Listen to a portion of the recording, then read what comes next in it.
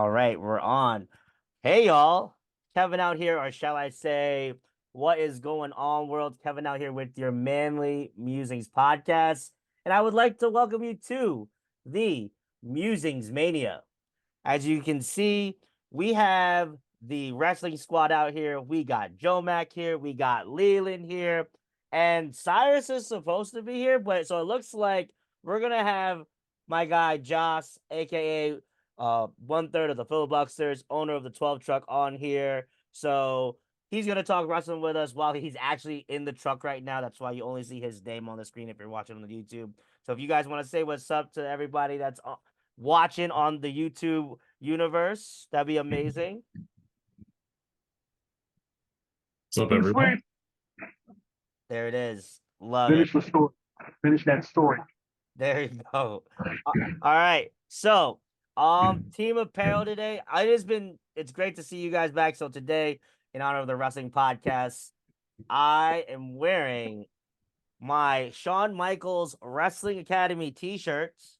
It is not an exact t-shirt from that time. It is a mock that I found on the eBay universe, but it's cool. It's exactly what they did it like they did back in the day. San Antonio, Texas. It gives you the little number on the back.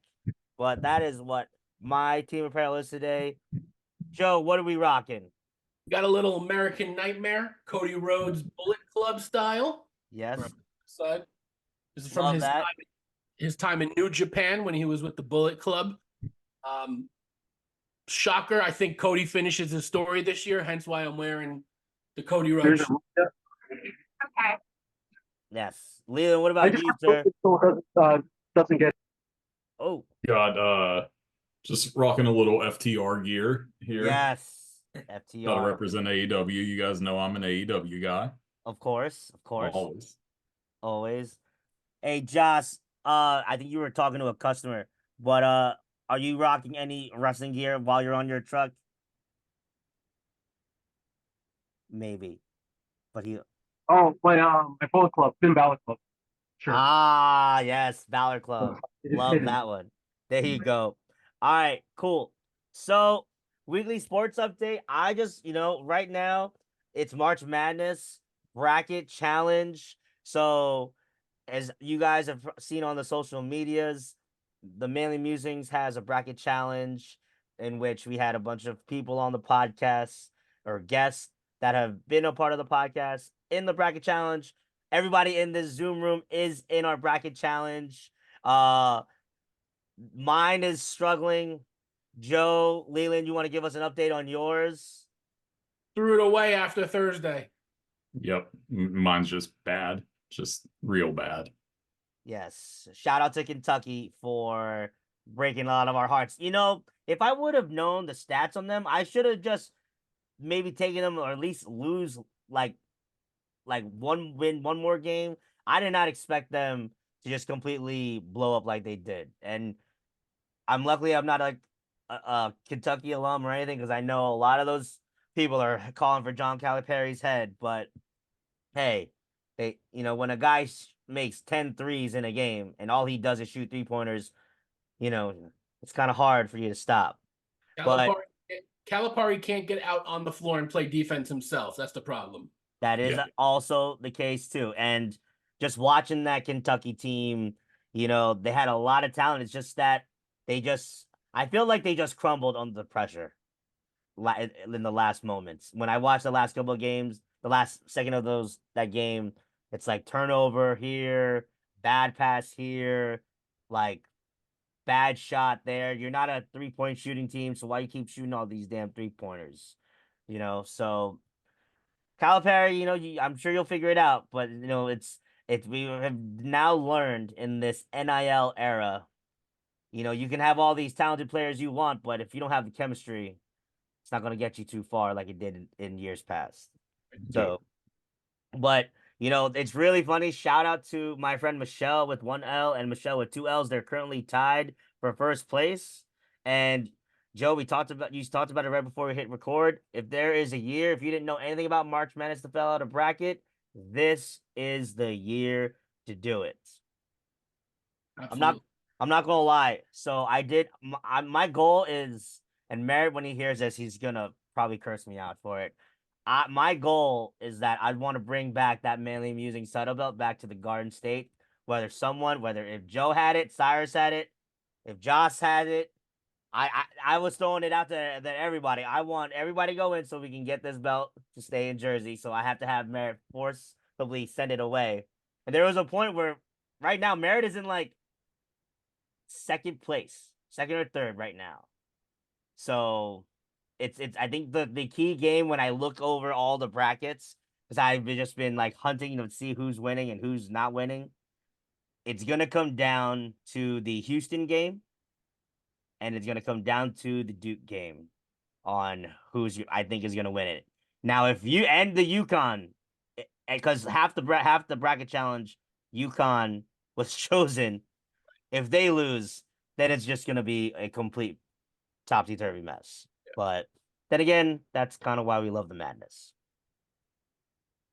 Alrighty, so a couple of things. Okay, so I have to go over this because Merritt strictly texted me to make sure we go over this on the podcast.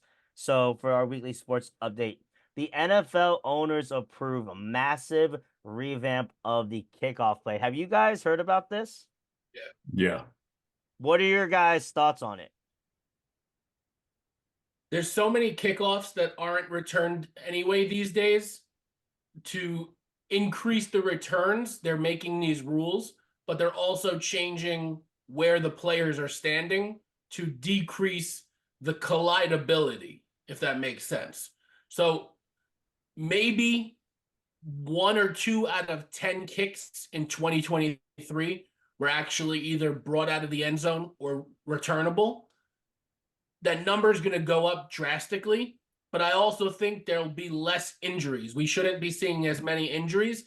And all you need is 1 or 2 simple cuts, 1 or 2 missed tackles, and that guy is already 30 yards behind all the defenders. So it's going to be more exciting. It'll be safer for the players. There won't be as many collisions. And we might see, some more offense on kickoffs. So I'm for it. Yeah, I think it's a good idea. And I think you're exactly right, Joe. It's going to really affect scoring in games, I think, not only from the standpoint of returns for touchdowns and things like that, but just field position and everything. It's going to have a big impact. So I think it's a good idea. It makes the game more exciting. And I know Vegas probably likes the idea of it too, because you're going to have more points scored, more people taking overs. It's a win for everyone involved, really. Yeah, so for those that aren't sure what we're referencing, so the kickers will continue to kick from the 35-yard line, but the other 10 players on the kickoff team would line up at the receiving team's 40-yard line.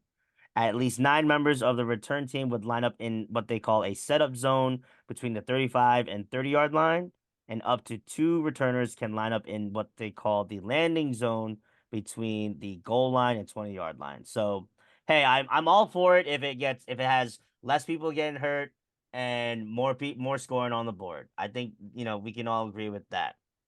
Okay. So, next up on the agenda, Joe, this is for you, sir. I'm listening. So, can you talk to me about, I know you're a New York Yankees fan. What is up with the Yankees losing to a team called Diablos Rojos? Yeah, the Mexican All-Stars, absolutely.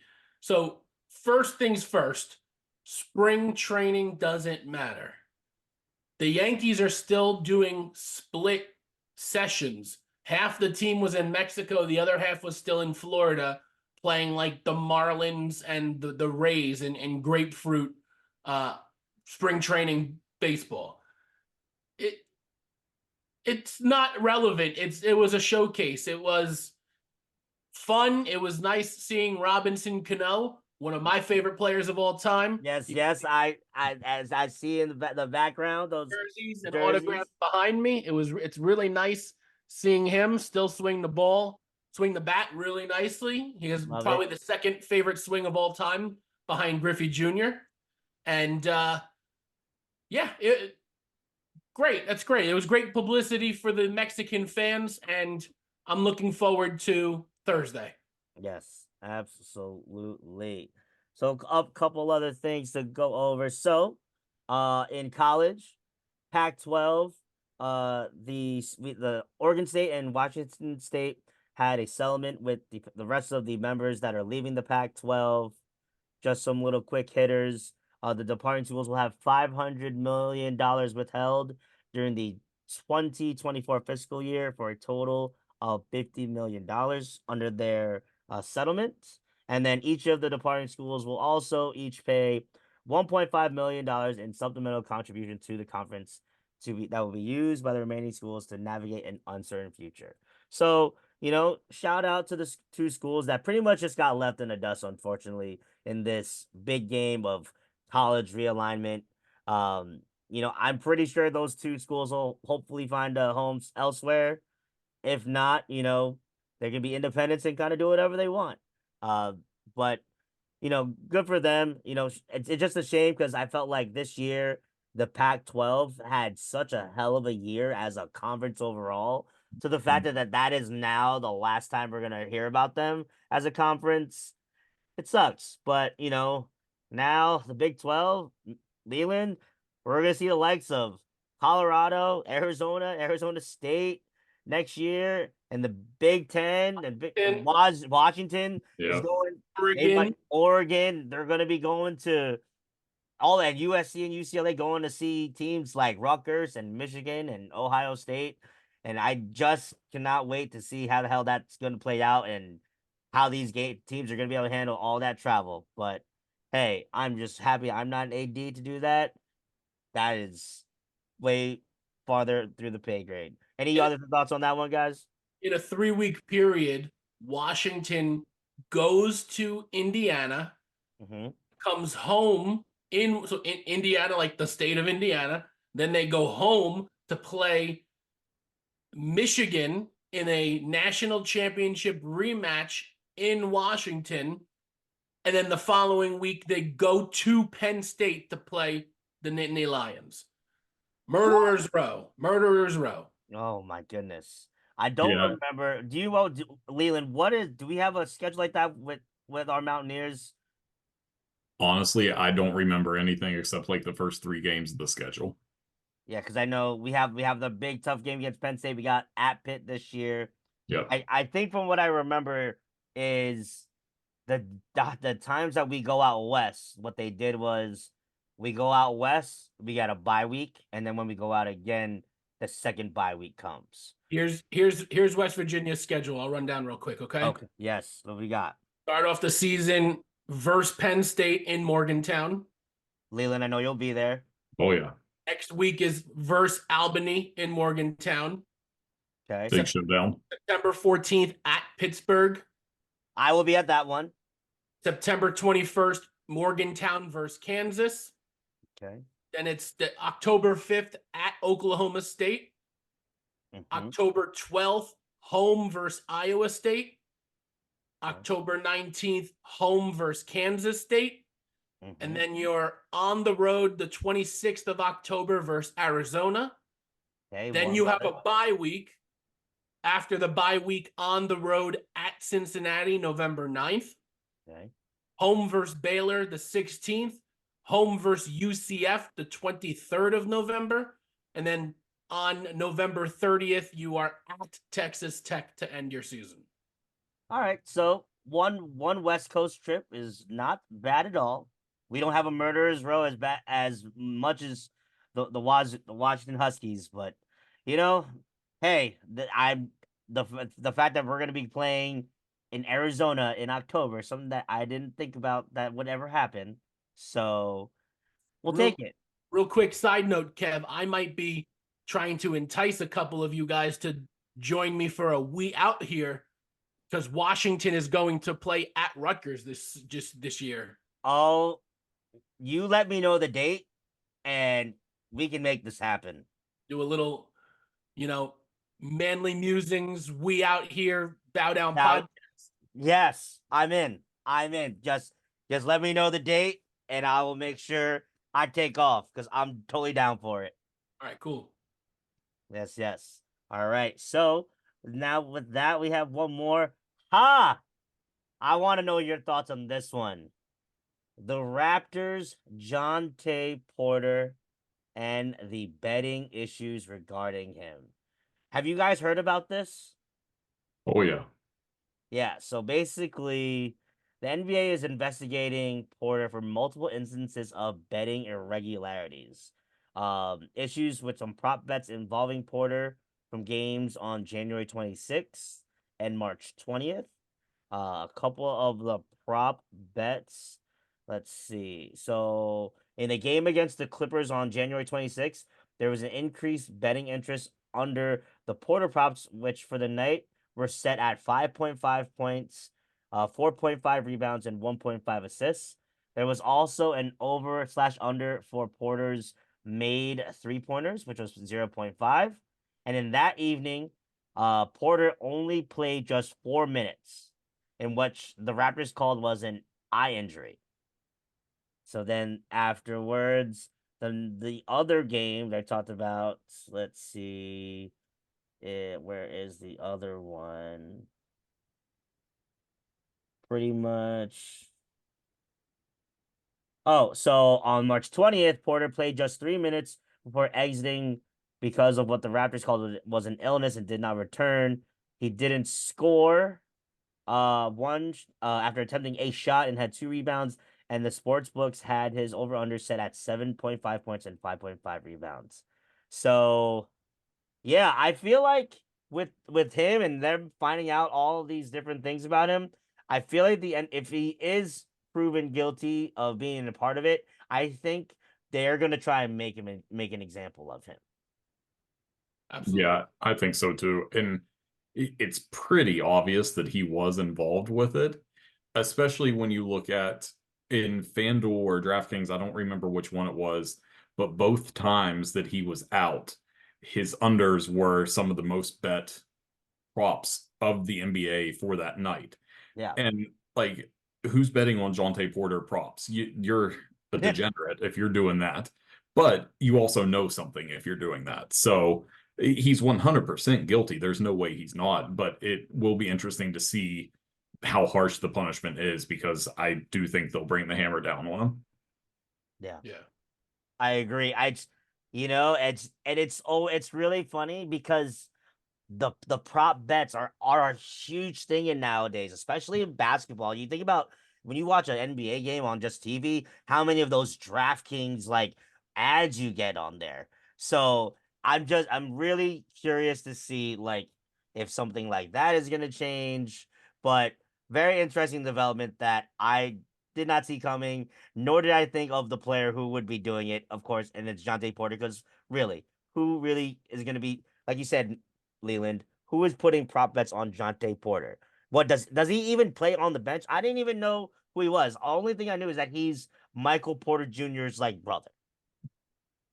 So madness. Josh, I don't know if I know you're still at the truck. Have you have any thoughts on the prop betting? Or you hear about him? No, I haven't. I did, but I'm just not too familiar with it. So, Yeah, I feel you. No worries. But so obviously we got to go to our WVU update as we always do on this podcast. Football spring practice is underway. Teams getting ready for the season. I know there's been some couple injuries that they started the spring with, but there's not much news around that front. You know what I say? No news is good news. But the news I definitely want to get to, Leland, we got a new basketball coach. We I'm do. very excited. If you could let the people know what his name is, because I just don't know the proper pronunciation, Yeah. and let me know your thoughts on the hire. Yeah, so it's Darren DeVries from Drake. His first name is spelled like Darian, but pronounced Darren, which is super weird. Gotta love Um, it. but I'm pumped for it. I think it was a home run hire. I was starting to get a little bit concerned because his name was being tossed around for a bunch of other jobs, but I think he's a great hire. I think WVU needed some fresh blood in the basketball program to get away from, as much as I hate to say it, the stench of Bob Huggins. So to get somebody completely unrelated to Huggins, completely new to the program, I'm excited for that. His son has already confirmed he's coming with him to play his last year, and he can play. I would imagine there are a couple other guys from Drake coming that are pretty good. So I feel good about the hire. I would guess most of the team is probably going to transfer out. So he's got a nice little rebuild in front of him, but coaching wise, I couldn't ask for anything more.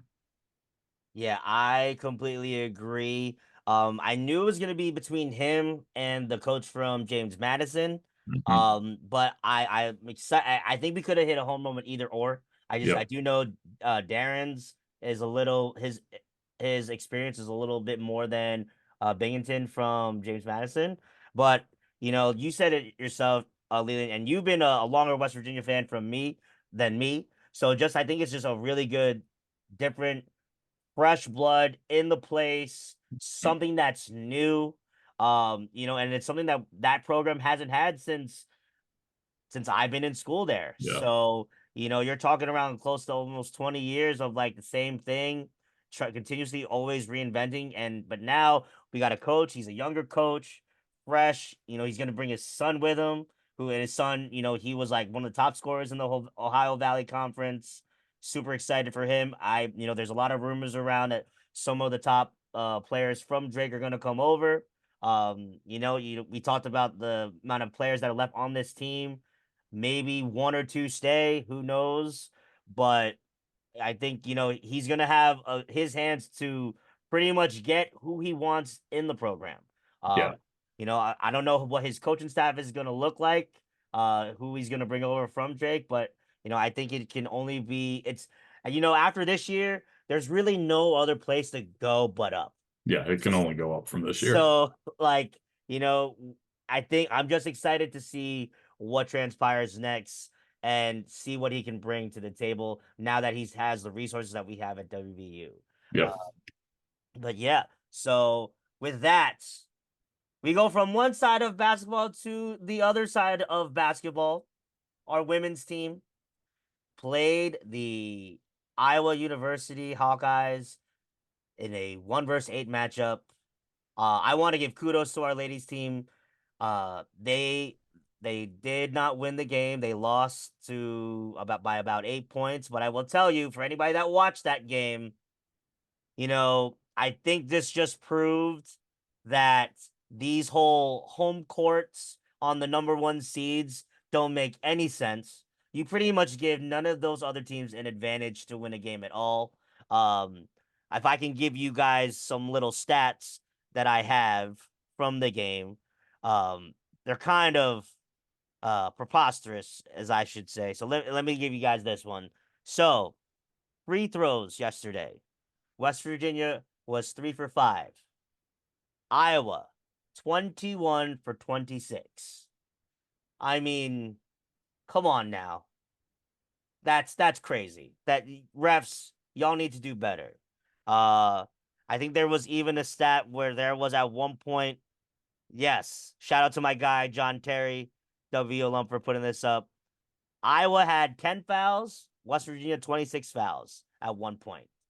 Like, tell me you want Iowa to win without telling me you want Iowa to win. Even the ESPN broadcast, there was points where they were showing Caitlin Clark, 27 points. West Virginia team, 22 points. You mean you're not going to even talk about a star player that was putting up points for us? You know, it's a shame. And I'll be honest, I've always been a fan of Caitlin Clark. I love her game. She's a baller, but she needs to, get used to getting hit a little bit more or get a little bit more muscle, because she's gonna get hit and they ain't gonna take her shit in the W. She's gonna keep complaining anytime she touches her. You guys have any thoughts? I don't know if you guys saw the game last night or heard the game last night. I mean, yeah, I watched it, and I'm not one to usually complain about refs. Most of the time, my thought is don't even put yourself in the position to let the refs have an impact. But it was bad. I mean, when you have NBA players tweeting that the officiating is terrible, there's probably something wrong with the officiating. And it was just a poor showing. WVU was the better team on the court last night. Eh, and I'm with you, Kevin. I liked Caitlin Clark, but not so much anymore. She is just not doesn't seem like a great teammate, doesn't seem like a great person on the court. I know off the court she does a lot of good things, but on the court she doesn't seem to be great.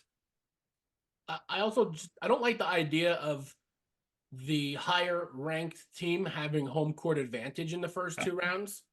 Agreed. The women's tournament is just as big, if not bigger, than the men's tournament this year, with the Caitlin Clarks, with the LSUs, with these different, with SC, USC being undefeated. You have Juju Watkins at USC on the West Coast, who's probably the best player in the country. There's a lot of hype behind it. There's got to be some sort of excitement behind the engine that is the women's college basketball March Madness tournament, where you can fill up arenas nationwide like you do with the men's. If not, you make it less regional, but you make it a centralized location, something between what the men's tournament looks like and maybe what like the NBA bubble looked like post-pandemic. You can do something like that, neutral sites for everybody, have everybody in 2 or 3 general locations, and you'd get the turnout exponentially. So I don't like the fact that, you have 18,000 Iowa fans packing in that arena when, my opinion, you have better refs in that game. You have a neutral site. West Virginia might win that game. Yeah, I agree. Mary and I were talking last night. You could easily four main spots for those regions, all those teams fill in. Then the last region is where your final 4 plays.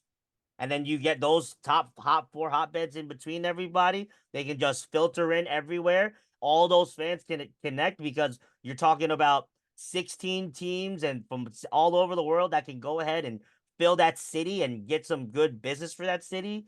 And then just literally just put them all together because that was an obvious Iowa home game. It wasn't an NCAA tournament home game.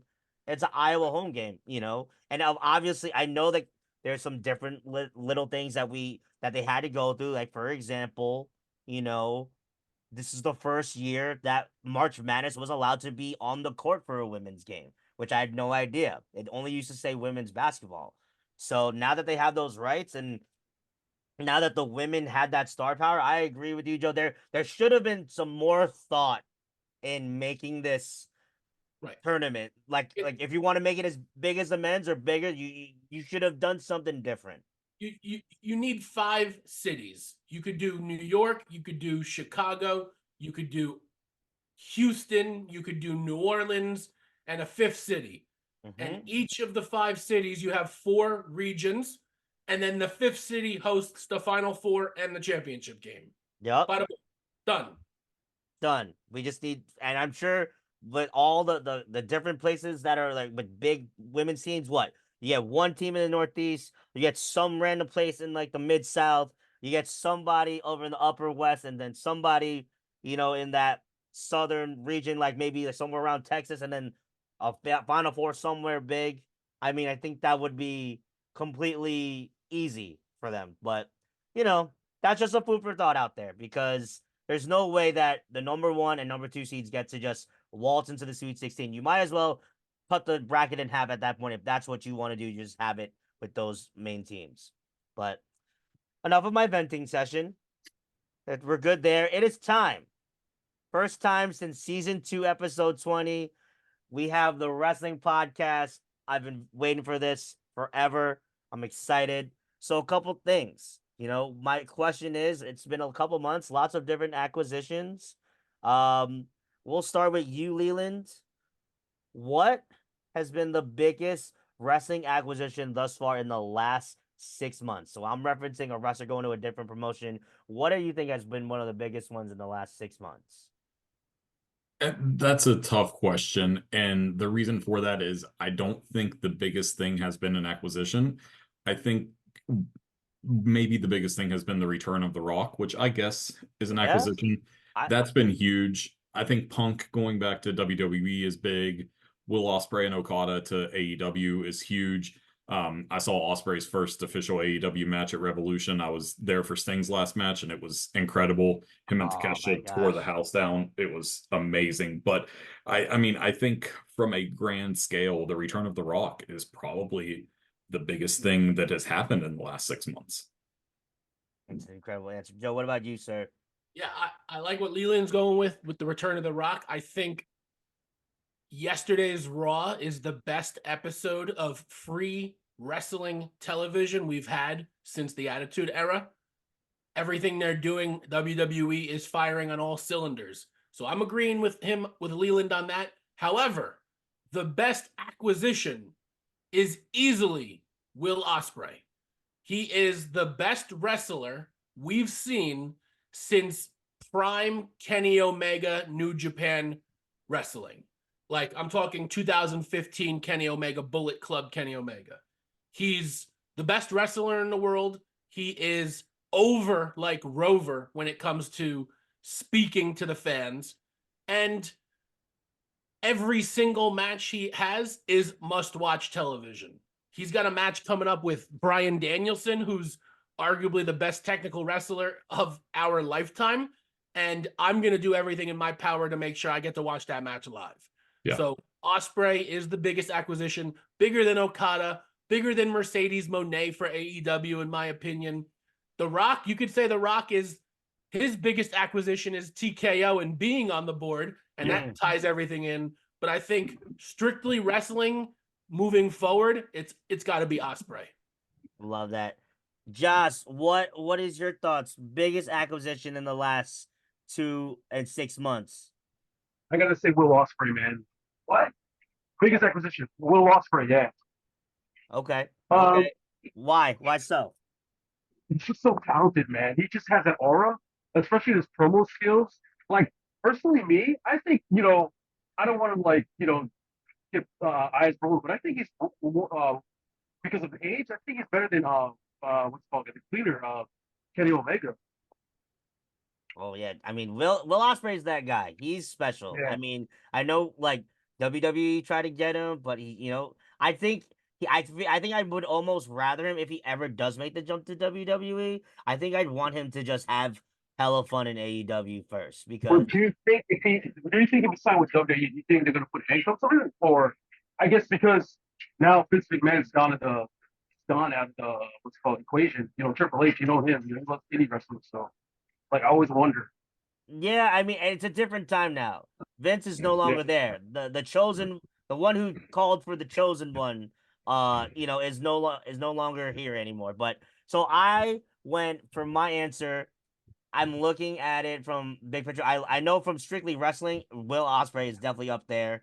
I mean, Mercedes Moné is up there for me. But I think one of the biggest had to be when CM Punk came back. I know everything completely faltered with him getting hurt, but what I also think about on the back end of it is the stuff we didn't get to see him do in AEW because of all the backstage shenanigans. Like, the money that we could have seen AEW make just from the Elite versus CM Punk and FTR, I think would have been astronomical. You're telling like all that money I just felt was lost. But now think about it. Let talk about Raw for a second. You have what's it called? That interaction with Drew, with Rollins, and CM Punk. Like you can tell in those promos that they genuinely in real life do not like each other. But they're making it work because it's business. Right. And that I think is that separation right now between WWE and AEW is that WWE knows that, hey, right now it's in it for the money. I don't give a shit about what you guys do or call each other on interviews. You hate each other, cool. But right now, it's business. And as long as you can cross whatever lines you want to cross. But right at that, when it comes out, when you're on the light is on, it's about business. And I wish that in AEW that could have been just addressed because it would have been so good to see. And now, like, I don't think we'll ever get that. And let's be honest, WWE, no offense to AEW or any of the other promotions, Ring of Honor, Evolve, whatever's going on, everybody is migrating to Philadelphia because that's where WrestleMania is going to be. Mm-hmm. You were talking about it. WrestleCon is happening because WrestleMania is in Philly. Wale Mania is happening in Philly because WrestleMania is in Philly. All these other minor promotions are running shows and meet and greets and whatever you want to call it because the machine known as WWE is going to be in Philadelphia. And going to be the biggest weekend in the history of the company. I think they're firing on all cylinders better than they ever have. I think Triple H truly has the reins now of creative and of the program and creative control. And you can tell by the program and the episodes they're putting out, SmackDown and Raw are must-see television since The Rock came back. And Oh last yeah. night, segment 1, you have Cody Rhodes out there. The Rock isn't even advertised, and he comes out. That's the type of things that's no other program, no other company is going to be able to do, is compete with what WWE is doing at this moment. That is for sure. That is for sure. Next up, what we got going on. So I know you guys are my AEW guys. What storylines have you been looking forward to right now to develop that's been going on? Joe, tell me. First thing that comes to mind after watching Dynamite last week is what the TNT title picture looks like now that that belt's around Adam Copeland's waist. I would love to see all the matches that Adam Copeland was preaching that he wants to have when he entered AEW, Oh yeah. because we've seen everything he could do. He's been around, he's the artist formerly known as Edge, for those that don't know. We've seen all the matches. We've seen Christian and Edge versus the Hardy Boys. We've seen Christian versus Edge. What about something like Adam Copeland versus Swerve Strickland? What Oh about yeah. something like Adam Copeland versus Powerhouse Hobbs? Like all these other up and coming super talented wrestlers. Let's see what 85-year-old Adam Copeland can do to defend his title versus these guys. I love that. Leland, what about you, sir? I think along those lines, speaking of Swerve, to me, the most exciting storyline is to see when Swerve finally wins the heavyweight championship. It's not an if, it's a win. Mhm. At Revolution, he got the loudest pop of the night in that title match. I mean, everything about Swerve is hot right now. So it's just a matter of time before they put the belt on him. But I think they're slow playing it, almost like what they did with Hangman when he won the title. And I think that's a good thing because Swerve's popular right now, and he's not going to lose any of that heat because he puts on a good match every time he's out there. He can talk. Everyone loves Prince Nana. So, like, everything is going Swerve's way. And it's just really interesting to me to watch how all of this unfolds before they finally put the belt on him. Yeah, you spoke about Swerve, and he's also the one that I've been waiting on. I'm just like his transformation within the last couple of months he just went from just being a guy that came from WWE, and now he's becoming a main player, and to see him shine in the spotlight like he should have been shining, in WWE, it's awesome. And like you said, it's more of a when it's gonna happen, because when it does or wherever it happens, we already know that crowd is gonna blow the roof off the place when he wins that championship. So, you know, gotta love Swerve and gotta love Prince Nana and his dance. That is like literally his big phenomenon out of nowhere when there he was just dancing for fun, and now it's a whole big thing that like people are doing. Josh, you got anything that you're looking forward to in AEW, sir? For me, it's the double story with Adam Cole, man. When comes back, I'm interested in that. Yeah, whenever When MJF comes back, yeah, man, that's just that's want gonna to that's gonna be something. If MJF comes back. if ooh, Yeah, if that is a ooh, very big if, very big if, if. So now, guys, we are gonna go through. I wanted it to, it's Mania talk time. I wanted to go through the cards of what we think the card is gonna look like. But before we go through how we have the cards, what is one match that we think we're on the look for that's gonna steal the show? Joss, give me what match you think is gonna steal the show at Mania this year. You might have a customer. It's okay. I'll go first. I think one that's gonna steal the show and I think it's just because of what he just continues to do. But I think people are gonna be sleeping on that triple threat U.S. title match. Um, I think wait, Kevin Owens and Randy Orton and just the sheer athleticism that Logan Paul has.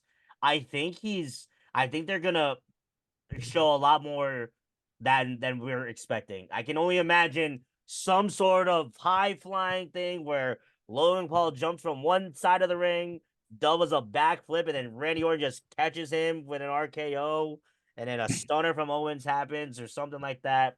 I think that's gonna be a match that people are gonna say, "Huh, that was a really good one." Joss, what Mania match you think is gonna be a show stealer? Mine's gonna be Gunther versus Sami Zayn, IC Mm, title. I think Gunther's not ready to drop the title. okay. I have a feeling that Chad Gable, because he got that little story that Chad's gonna trade him. I think Chad is gonna turn on what's it called again, on Sami Zayn and Mania. Okay. I I like that. think I think Chad, like for me personally, it's my opinion that it should have been Chad Gable who won that match a couple of weeks ago in Raw against it was the Gauntlet match. I believe. Yeah. Yeah, I definitely think a lot of people thought that Gable should have won that match, and and I'm curious to see where they're gonna go with that storyline as well. Joe, where are we looking at? What are you thinking for this one? You can never go wrong when you have 12 of the most talented people in the world climbing ladders for tag team championships. Mm-hmm. You have in the 6-pack tag team ladder match, you have the Judgment Day, Finn and Damian Priest versus Gargano and Champa versus Miz and R-Truth versus the New Day. And then you have two other options. You have, which are going to take place SmackDown this Friday, Legado del Fantasma versus New Catch Republic, which is a ton of fun watching Pete Dunne and Tyler Bate together again. The Oh yeah, winner of love that those two. match goes to WrestleMania. And then you have the Street Profits versus A-Town Down Under, which is Austin Theory and Grayson Waller. The winner of that gets in that match as well. So I'm just excited to see what someone like if Montez and the Street Profits get in, or Pete Dunne's a psychopath himself, if they get in, what these guys could do alongside all the other talented individuals in this match. How crazy it's going to be when you involve ladders. I love that. Before you go leaving, Josh, didn't you say of a theory about that ladder match? I don't know. Who knows if it's gonna happen, but it would be an interesting turn. Who knows? Every time it's Mania season, it's always rumors, but I think because I think if I'm not correct, the Hardy Boys isn't their contract up in March, I believe, and in March, so maybe they'll show up as a surprise tag team match at that ladder match. Who knows? We've seen that already, though. We've seen them come back. You're right. Yeah. But, Yeah. I think that Matt Hardy's contract is up, but because of Jeff and the injuries he sustained, his contract rolled over a little bit, a couple weeks. That's right. So I don't think Jeff is going to get cleared. And let's be honest, I don't need to see them anymore. Just the next time I want to see the Hardy Boys on my television screen is when they get inducted into the Hall of Fame. Yes, I'm with you on that one. I agree. Leland, what do you got? So I was going to say the ladder match because I agree with Joe. It should be a great match. I mean, last year when they had the tag team, I think it was a 6-man or a 6-team tag team match. It was insane, and it was one of the best matches of the whole show. But beyond that, I think the Usos may steal the show. They're going to go all out for their match. It's a match that's been in the making for years. So I think that match could end up being the best match of the show. And I think the crowd may be the hottest for that match. I think that'll be the best match of the weekend, probably. Yeah, I think that match is gonna be pure cinema. It's just gonna be emotion, hard hitting, brother versus brother. They're just gonna go at it tooth and nail, and I think that's definitely gonna be up there. The crowd is gonna be hot wherever spot it is in the tourney, whether night or 1 or night 2. You think he's gonna show up? I wouldn't be shocked if he did. What was You know, that? I think Rikishi's gonna show if up. Rikishi's gonna show up. Yeah, I'd like that. I could see maybe like Solo tries to interfere on Jimmy's Yeah. behalf, and Rikishi stops Yeah. him, and like Yeah. he says, just let the brothers do their thing, and then they go for another 10, 12 minutes after that. Because I don't want Rikishi like picking a side. I No. just want him keeping it clean so that the two brothers can beat the shit out of each other. I Yeah. like that. I like that. All right, so I made like a guess the match card to see. So I was gonna roll out how I think night 1 and night 2 are gonna go. I don't know if you guys have a card that you want to share, but I figured I could share what I have, and then we can pick and choose where we think we're gonna go. So Sure. for night 1, I think, they always, night 1, they always start off, with a little welcome to whatever town you're in with some schmaz, probably some legend, and whoever is going to quote unquote host Mania. And then they start off with like a big match. And normally it's a title match. So I put down, I think that they're going to start Rollins and McIntyre first. Now I know that Rollins wrestles Nah, later on. it can't be. That's got to be night 2.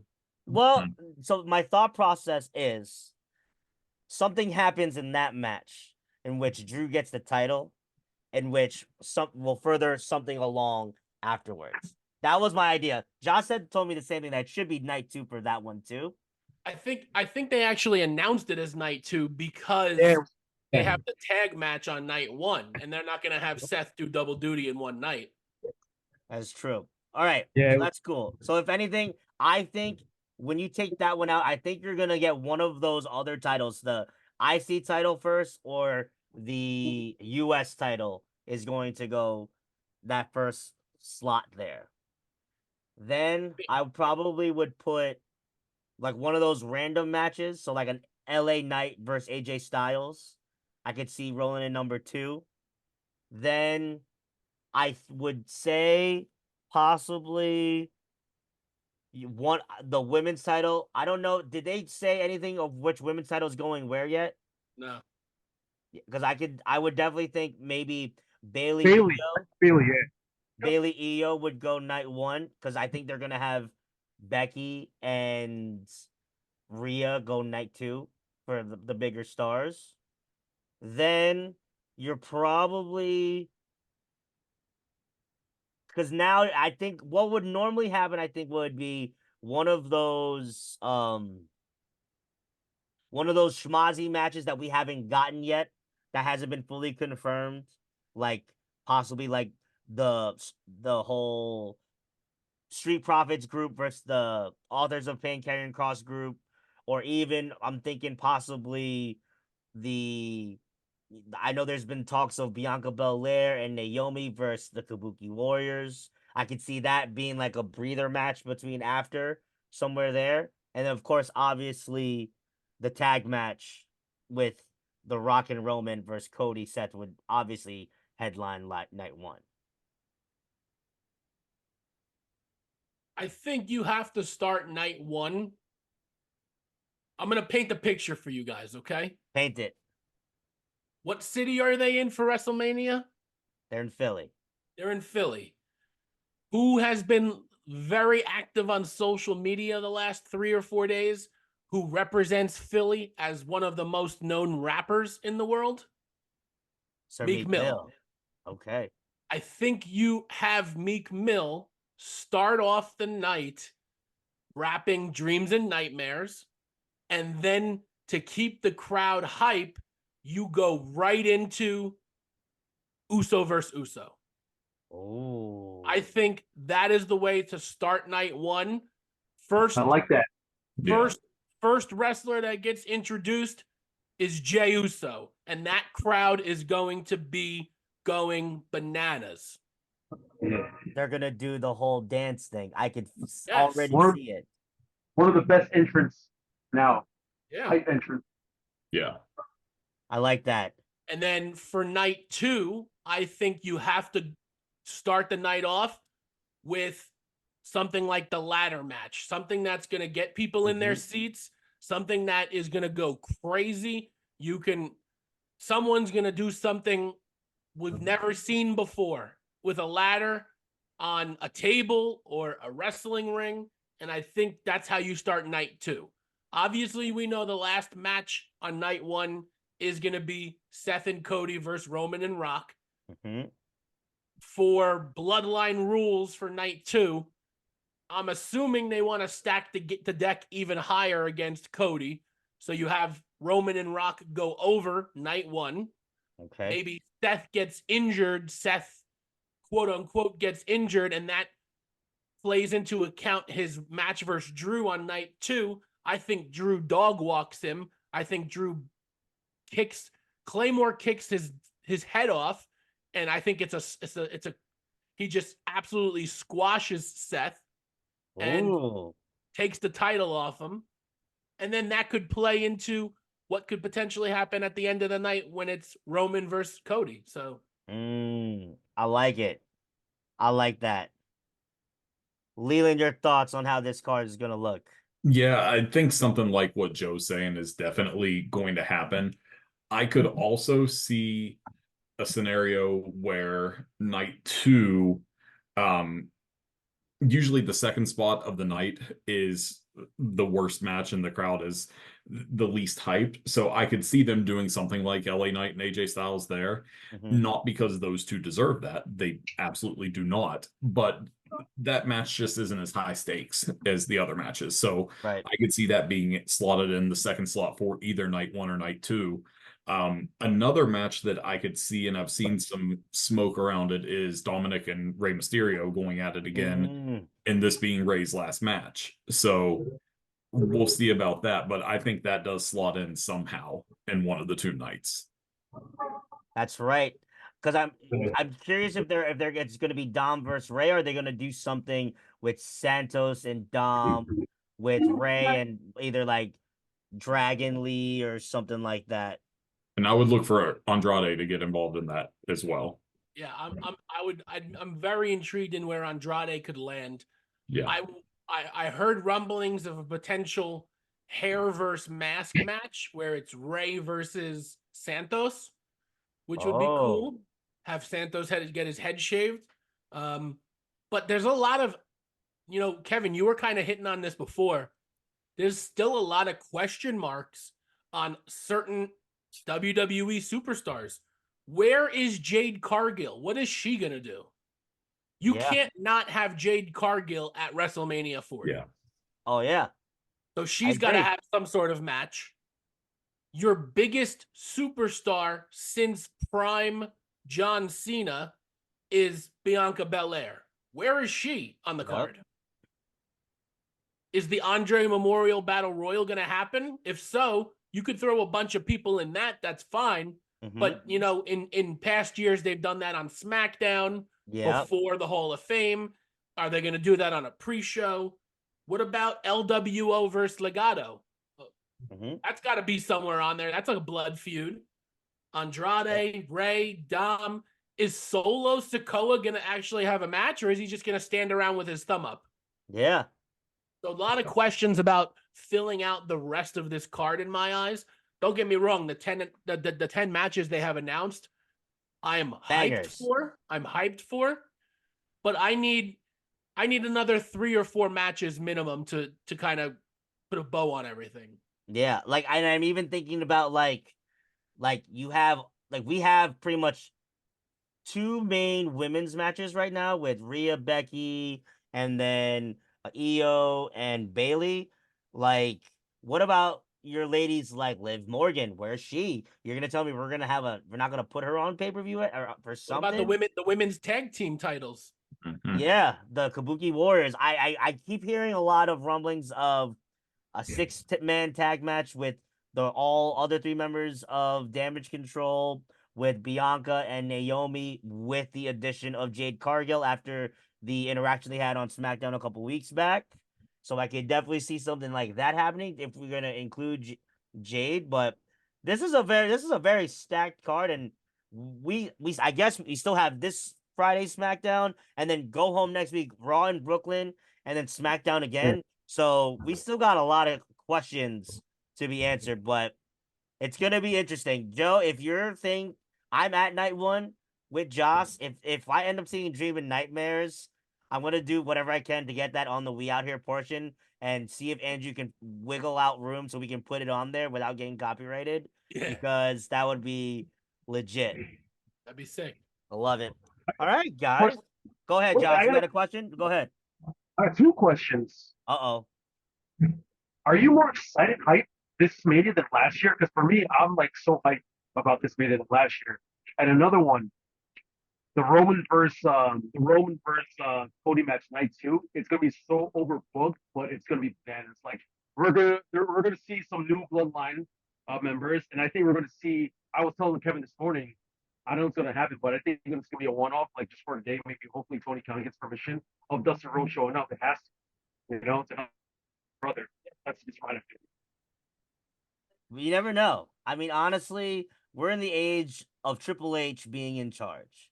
If things want to be made happen, if Yeah. people are willing to sit down and talk and make business, business will happen. Like let's be real. None of us ever thought CM Punk would have ever come step foot in a WWE ring again. And lo and behold, he's there talking it off and making all a bunch of jokes and cursing on live TV. Or The Rock saying F bombs on Monday Night Raw. We're in a whole nother age. So yeah, I love this. That was great discussion. So I got now one. I've go ahead, Josh. You got questions. You're out here. Go ahead. No, I just got one prediction. That's it. Thomas Go ahead. Thomas is gonna show up. Thomas Thomas is gonna show up. He's gonna show up on night two. Gonna help Roman Reigns. Gonna be the new bloodline member. Hama Tonga as a new Because he signed bloodline. with NXT. He did. I did hear rumors he did officially sign. If that Yeah. happens, we'll be the podcast to say it first. I like it. I like it. All right.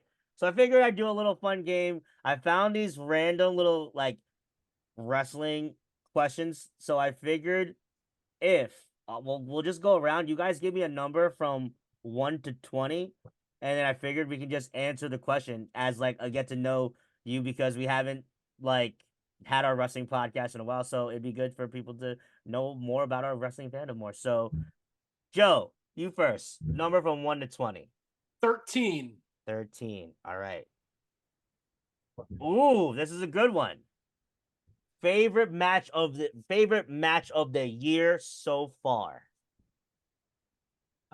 Favorite match of the year was the Will Ospreay Kyle Fletcher match, which I Ooh. love the Takeshita one too, don't get me wrong, but seeing these two guys from the same group, they're from the same Aussie Open group back when they were New Japan, and they kicked each other's heads off for 30 minutes on free TV. Hands down, Will Ospreay, Kyle Fletcher, my favorite match of the year so far. Love it. Leland, what about you? So mine is also a Will Ospreay match, but I'm going the Takeshita match. I'm probably a little biased since I saw it in person. That's the only reason I would put it above it, but it's the best match I've ever seen. I mean, it was incredible. Joe, I agree with you. The Fletcher match was incredible too. Ospreay can't have a bad match. Joss, your match of the year so far. Mine was Ospreay against Kenny Omega. Was it in Canada? Was it in Canada? I forgot what pay-per-view was it. Was it Forbidden Door? Yeah. I think they did Forbidden Door, yeah. If Yeah. not, Yeah, that was a good match. Damn. I love it. I love it. That's when he beat Also- Omega for the US title. Yeah. Yep. Ospreay is just a different level, man. I love that man. Yes, I love it. Match of the year so far for me. God, there's just like I'm like torn because there's just so many that we've gone through. And it's like hard to like pick like one.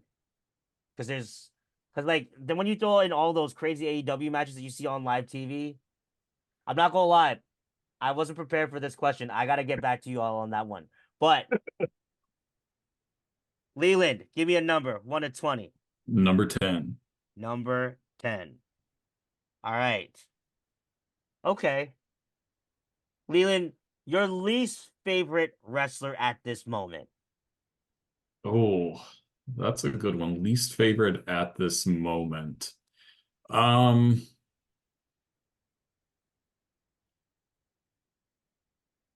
that's tough. Tough one. Yeah, that's really tough.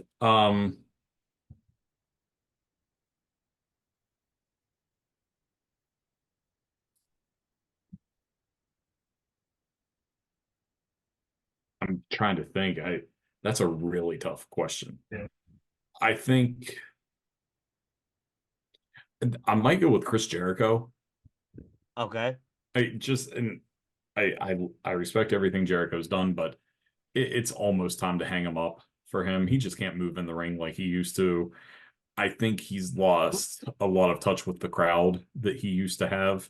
Um, Mainly because he just comes off as an asshole and everything like that. He's a shitty person, I'm pretty sure. So he's just lost his luster for me. I I love WCW Chris Jericho. Kevin, I know you and I have talked about that many, many times. The man of Oh, the thousand yes. four holds, one of the funniest things that's ever been in a wrestling ring. But I would say right now, probably Chris Jericho. Okay. Okay. What about you, Joe? Karrion Cross does nothing for me. Mm. He's built like a tank. He has a great look. His wife is absolutely stunning. Very nice person. I've met her in person. She's very He is- sweet. Honestly, he does nothing for me. He has no charisma. He has no storyline that interests me. And if he's watching right now, Mr. Cross, I apologize, but I don't ever need to see you on television again. I'm sorry. There we go. Joss, your least favorite wrestler at the Mine, moment. Great on the Mike, sucky at the Miz. He just doesn't do it. He's just so boring, man, when it comes Who? to wrestling. The Miz. The Miz. Really? Okay. I gotcha. He's older. I hear that. You Like know, back 20, that's when he wrestled. Like when I see him in the ring, that's like bathroom break that time.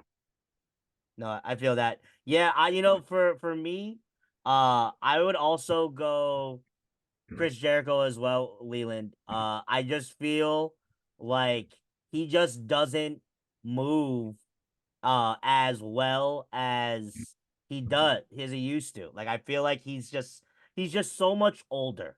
Yeah, And I'm like, ooh, bro, like we need to. Yeah, I think it's time. It's yeah, definitely time. Like thank you for everything you've done in the business, but it's time. yeah.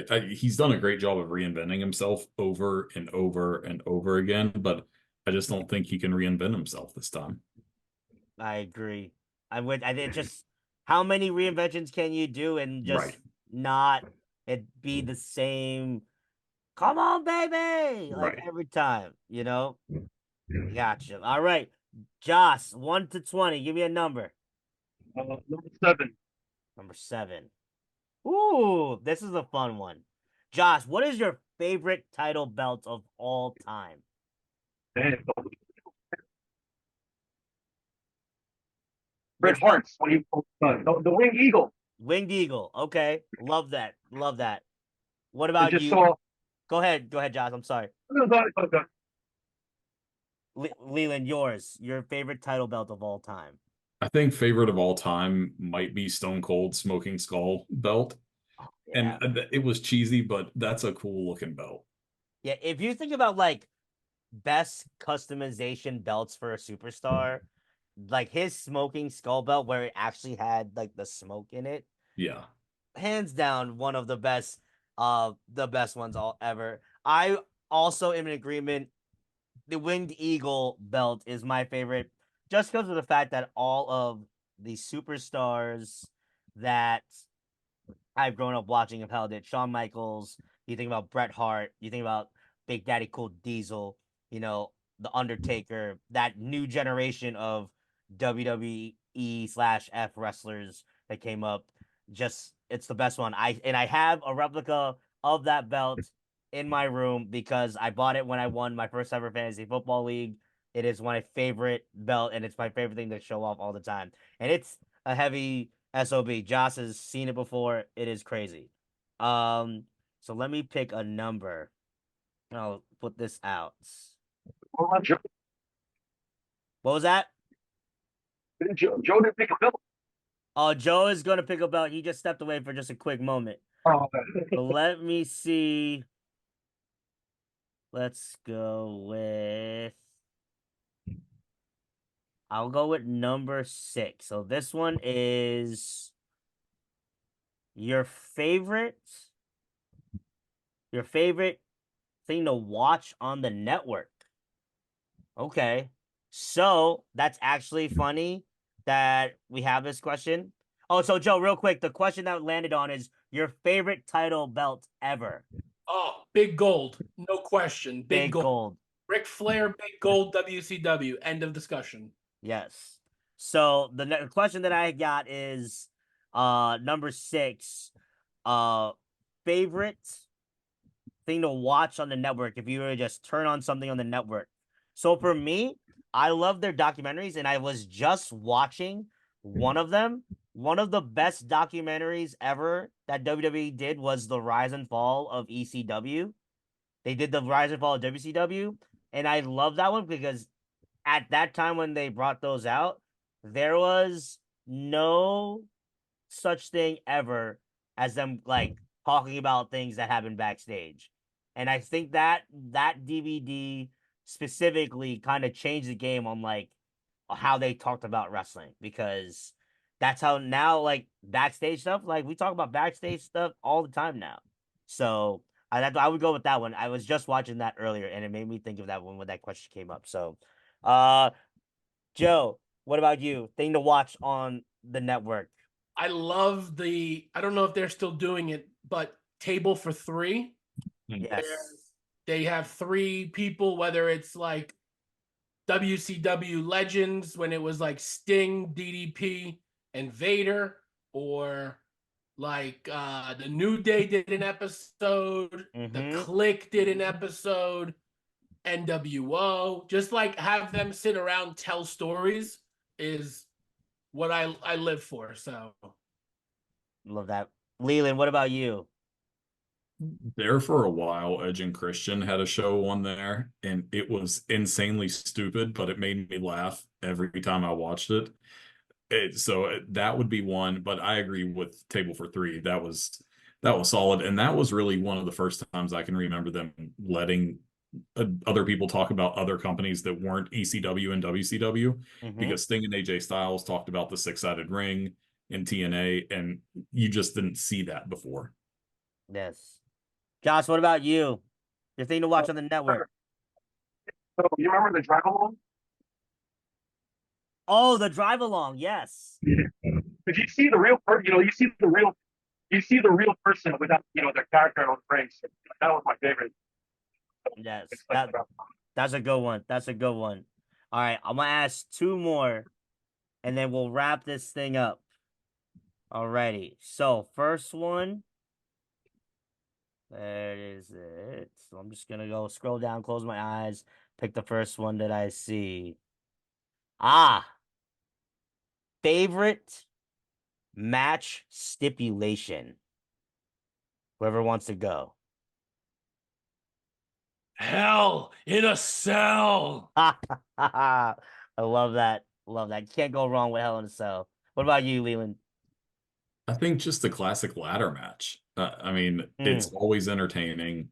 It's hard to have a really bad ladder match. It really depends on the guys in it. yeah. But for the most part, every ladder match is entertaining in its own way. Yes. Josh, favorite match stipulation. street fight. Street fight. Okay. I Yeah. dig it. For me, I'm with you, Leland.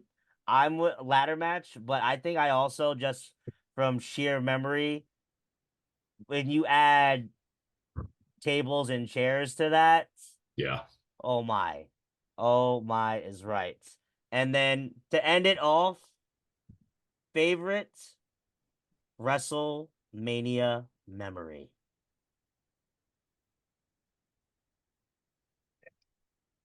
This is a tough one. I really enjoyed Kofi Mania a few years ago at MetLife. I got to be there for that one, which was a lot of fun. I was there for that one as well. That was magical. Just like all the work he put in, all the momentum he had behind him, and it finally like paid off. So that was a lot of fun being there for Kofi Mania. I dig it. Josh, what about you? You remember when Bret Hart versus Yokozuna? Oh, And you remember when I don't think Josh, you broke up there. He's breaking up. Maybe. I think he's saying He said Bret Hart versus Yokozuna. So okay. that match alone is historical. So Oh yes. Is that the one at the Caesar's Palace? yes. Ah, yes. Good times. When they used to when WrestleMania was only very, very small. Now they're not now they have to sell out stadiums for these things. Multiple nights at stadiums too. Yeah. Yes. Leland, what about you? I think mine would probably be Seth Rollins cashing in Money in the Bank at WrestleMania and basically stealing the title from Roman Reigns and Brock Lesnar. That was a memorable moment just because we hadn't seen anything at that scale before. We hadn't seen anyone cash in at WrestleMania. And the end sequence where he's running up the ramp with the title belt, you just can't beat the cinematography of that. Oh yeah, and also that and I think when you think about that one, that's like the first age of the network. That was like one of Mhm. like the first ever pay-per-views after once the network started, and that was a big deal to watch him do his signature swinging the title over his head when the fireworks are going crazy. That's a low key, very underrated like WrestleMania with that match card. Yeah. Because isn't that also Sting and Triple H? Yep, that was Sting and Triple H. That's when Seth Rollins took the RKO off of Randy Orton's back when he jumped up for the stomp, which is still one the best RKO ever, in my opinion. So yeah, that was a loaded card. Yeah, that was also that IC ladder match that I think Amber or Daniel Bryan won, right? Or did Ambrose win that one? Or was that when Zack Ryder won it? Zack Ryder won it in Dallas the year Okay. before. Okay.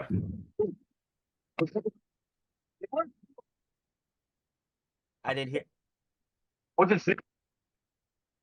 Oh, I think that was Cena Rusev when he came out with the tank. Yeah. Yes, good call on that one. Gotta love it. Ah, yes. All right, guys.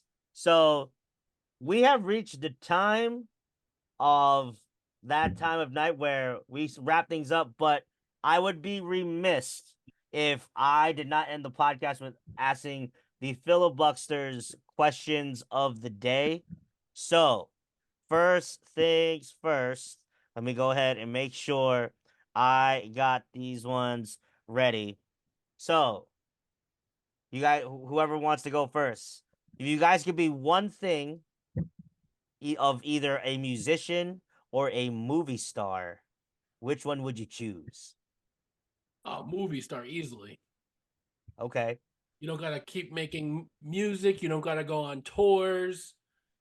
You make your movie for 3 months and then you get the rest of the year off. There you go. What about you, Leland? I agree. Movie star would be so much better. I yeah, movie star would be better. Yeah, I said the same thing because I feel like if you're a movie star, you can do a smaller movie, you can do a very, very big movie. Yeah. You know, if you can start to do Broadway, you can do little things. Where a musician, you gotta like go on tour, you gotta like really put in that work each and every night. Musician stuff. Joss is the musician out here. Shout to you, Joss. And yes. And of course, we got favorite, because we're in March, favorite March Madness memory. Not necessarily just March Madness, but UConn running off 5 in 5 days with Kemba Walker in the Big East tournament, Oh, so good. and then going on to win 6 in the NCAA tournament. So 11 straight to win the title. Love that. Leland? I think probably WVU Wake Forest double overtime in 2005. Mm, Still one of the best basketball games I've ever seen. Wake Forest had Chris Paul. It was an incredible game. yes, that's a good one. For me, I chose 2004, both UConn men and women's team taking the title, first time of its kind. And then, obviously, we were in school at the time. WV going to the Final Four in college. We beat the Kentucky team with all the NBA stars. That's just something that, we can't ever forget about. Yeah. Yes, good times. But guys, thank you so much for coming on the pod. We appreciate you. Do you want to throw out where we can follow you guys or not follow you guys? Throw it out. You can shout them out now. You can follow me at Leland Reed on Twitter, even though I'm private now and don't Okay. really tweet anymore. Okay. And Leland Reed 10 on Instagram. There you go. Not gonna plug my private, but I'll plug my podcast, the Bow Down Podcast. Please do. On Instagram, it's at the Bow Down Podcast. On Twitter or X, I guess the cool kids are calling it X these days. Yep. It's at Bow Down Podcast. We left the home for Twitter. So Love it. A lot of fun stuff going on there. Please follow, like, and subscribe. Yes, definitely. If you're a watching Huskies fan, stay tuned. They got a lot of things going on the Bow Down. Josh, you want to share any socials if you can hear me? Yeah, so follow us at 12_truck on Facebook, Instagram, the word 12. Just find our location. You'll be some authentic food. So yeah, give us a follow. Yes, absolutely. Yes, that is at 12_truck. The words they put up where they are going to be every week on their Instagram page. Their food is amazing. If you ever need to try their food, make sure you try the combo. You get two, some sticks, meat on a sticks. You get pancit, you get lumpia, you get some rice. It is phenomenal. But yes, outro time again. I don't remember what episode this is. I think it's episode 15 or 16. Andrew will correct me when he puts it in the episode, but appreciate you guys following along. You can watch this podcast on our YouTube page at the Manly Musings Podcast. You can go ahead and stream us on all streaming platforms. We are available on Apple Podcasts. We are on Spotify. We are on Amazon Play. We are on Google Play. Make sure you follow us on the Instagram. You can follow Merritt's Instagram at Merritt_P. Follow me at KQueva624. Follow the podcast Instagram and the podcast TikTok at the Manly Musings Pod. That is where you'll find our episode recaps, little shout outs, or a little hints of our we out here's. You'll also see the home of the Filibuxters, your Filipino Star Bucksters that we do with our question of the days. We appreciate you guys and see you guys soon. Peace, y'all. Peace.